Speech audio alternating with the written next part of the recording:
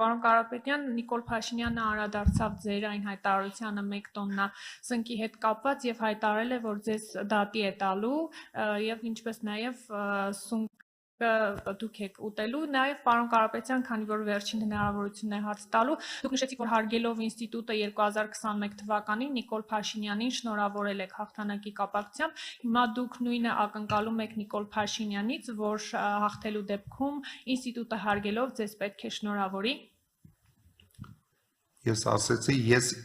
ինֆորմացիա ունեմ, չասեցի հաստատ Նիկոլ Փաշինյանը սունկը, ես ասի դենց ինֆորմացիա ունեմ։ Ինչ վերաբերվում է շնորհավորելուն, դա իր գործն է, ես շնորհավորի, չի շնորհավորի,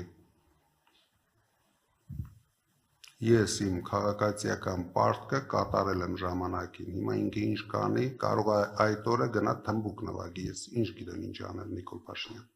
Շնորհակալություն։